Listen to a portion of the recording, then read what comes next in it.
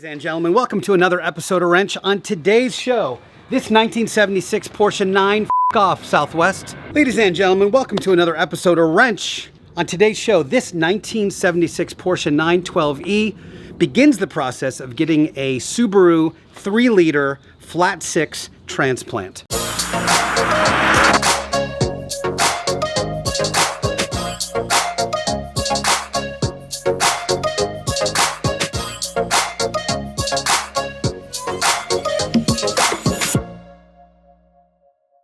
If you are familiar with this channel, thank you for coming back. If you are brand new, thank you for hitting subscribe and hitting that notification bell. Over here is a 1969 911S that I've swapped a Subaru Flat 6 EZ30R twin turbo into.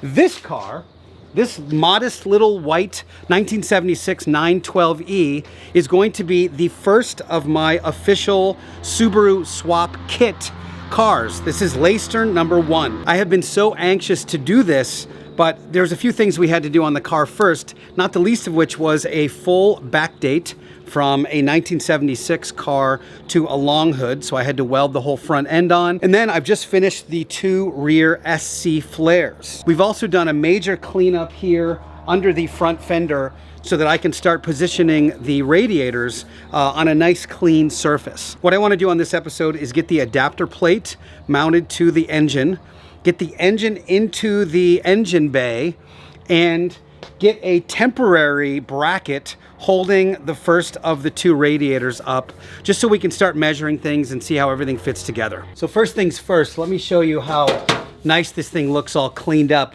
without the fender. As you can see, we've got some Worth undercoating on here. It's totally cleaned up and brand new looking. This side is not done yet and looks like a complete hot mess, but it needs an hour or 2 of some work and it will be great. Now that this is off, I'm going to throw the engine up on the hoist and get the adapter plate bolted onto it so that we can at least temporarily bolt it to the transmission and just kind of see how everything fits. I've never done it in a 912E before.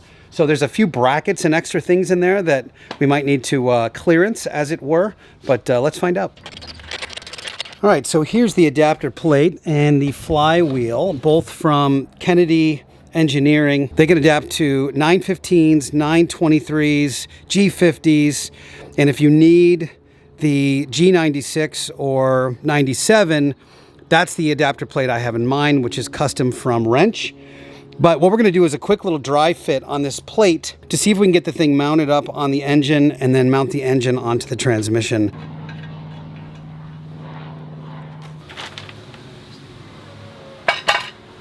This, by the way, is a lovely piece of kit, really well organized and great documentation.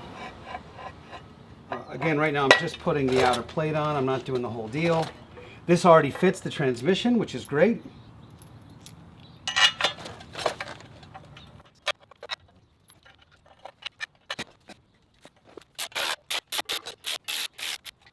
Cool thing about this engine, if you have a 911 or 912, 245 horsepower stock. You put an ECU on it, you get 300 horsepower along with some opened up headers. And 300 horsepower, modern engine, flat 6, water cooled.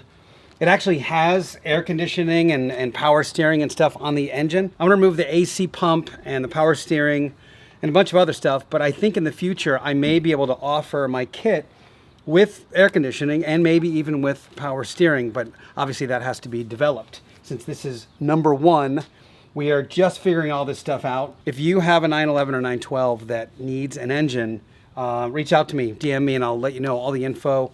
You can also find it right here on this page if you are interested in doing a swap like this for your car.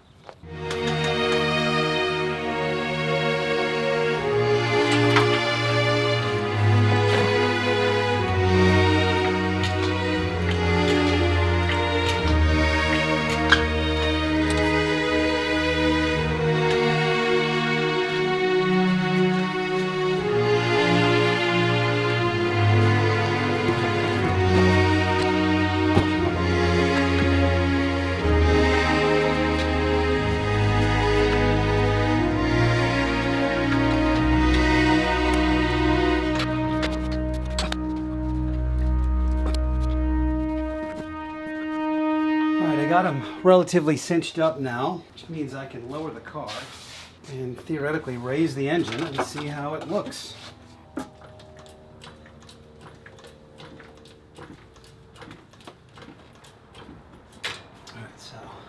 All right, I'm about maybe halfway raised here in the engine compartment. It looks beautiful, first of all. It looks like it's supposed to be there. First thing I was concerned about was interfering with the Porsche engine mounts. It looks like we have plenty of clearance there. Pretty psyched about that. So I'm going to kill this bracket, which is exclusive to this 912, and then I should be able to lift the entire motor up where it's supposed to be.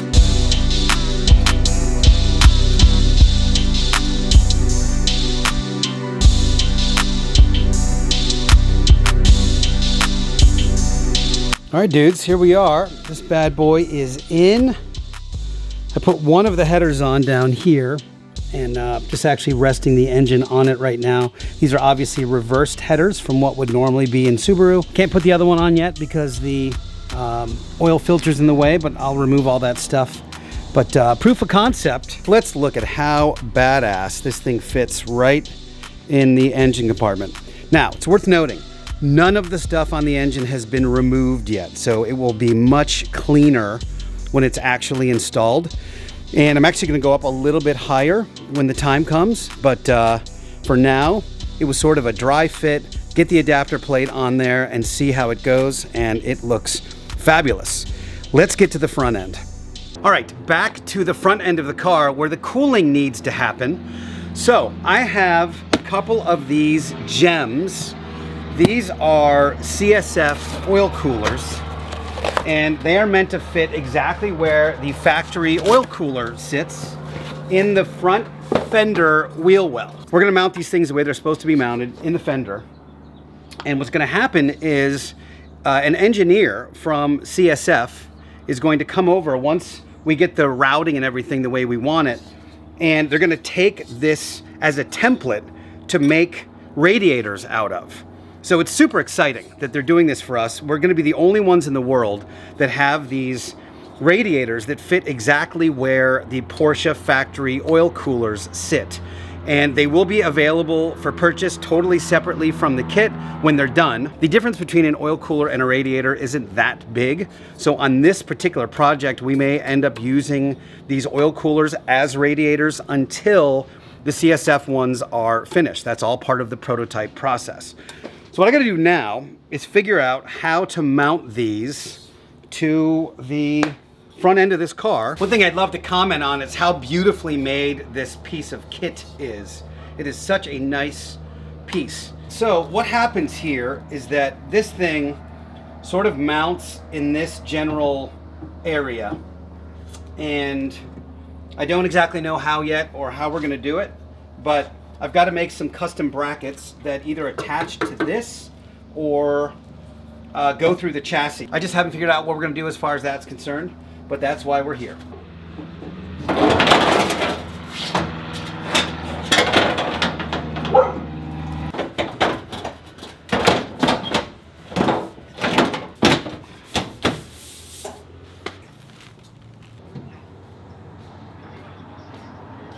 So I can get away with 2 brackets to mount this and 2 small holes that will be drilled into the chassis there and there to put bolts through for the bracket.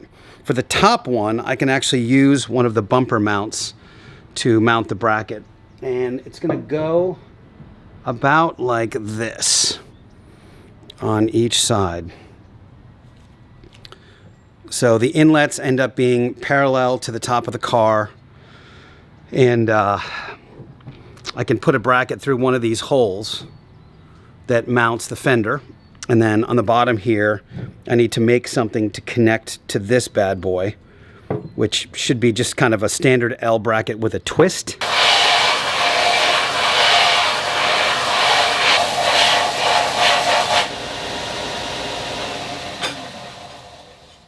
All right, so these are going to be my two brackets. These are like 1/8 inch mild steel. And what I'm going to do is I'll do an initial, fabrication to make these things fit.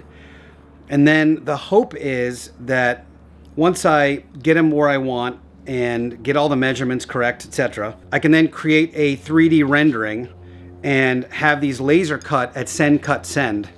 They'll even bend them for you, which is really cool.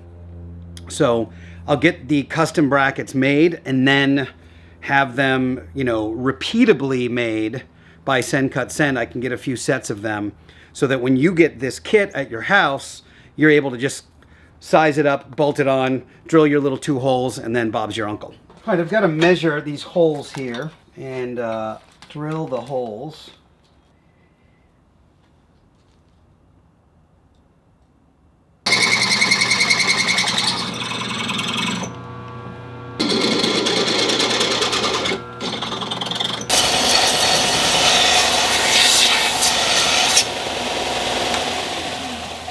All right, got some nice fresh bolts here, looking very factory. Now I have to figure out where the bend is. This is a very weird angle this thing has to bend.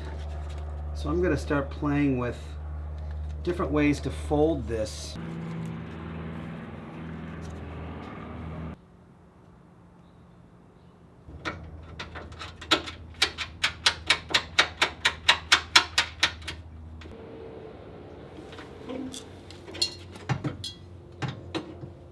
All right, so I've made a command decision here.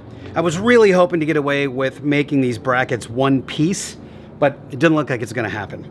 I could theoretically do this with bends, but I think the easiest thing to do is I'm gonna mount this upper bracket where the fender mounts here, and then I'm gonna weld on a little tab here at the end like this with a hole in it that I can use to attach the top of the radiator. At that point, I'll at least have it sort of hanging where it's meant to be, and then I can use the bottom. I may actually have to do a 2-piecer for the bottom as well, just because the angles are so weird. But, then this is sort of the custom bracket that mounts on each side, which is fine. It's no big.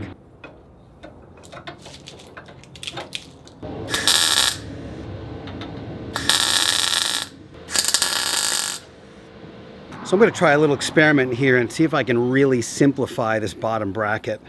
I'm going to make a bend around here. I'm going to cut this excess off, and then I'm going to hit probably 2 1/8 inch holes, one on each side. The idea is to eliminate the ability for this thing to twist, and obviously it makes smaller holes in the car.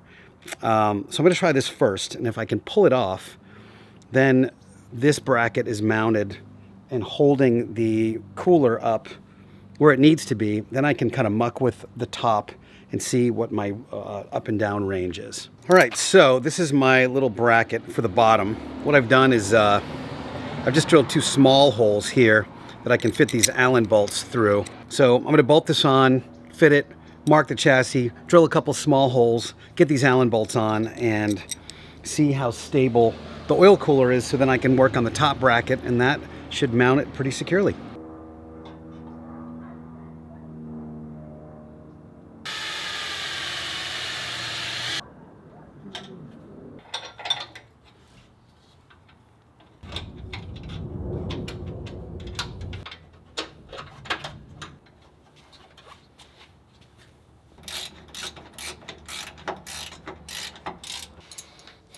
All right.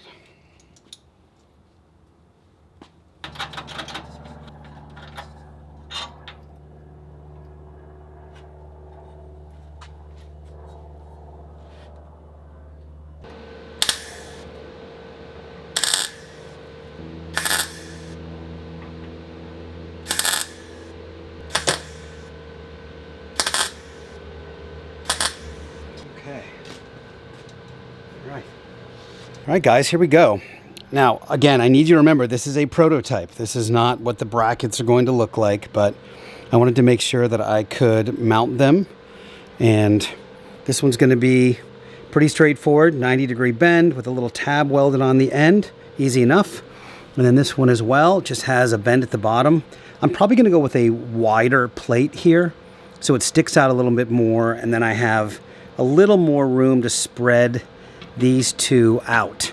So for installation, when this is at your house, you'll locate this first. So this will identify the depth that this needs to go on your chassis. And then once that's done, you'll be able to drill the two holes here and mount it permanently. I'm also going to look at different ways that I might be able to mount on the front bumper, but I have to look into that. So right now I'm going to try to fit the front fender on and make sure that that is copacetic. And assuming it is, we are going to call that a video for the day. As everything I did here, I just do on the other side. Then I start thinking about how to plumb it up.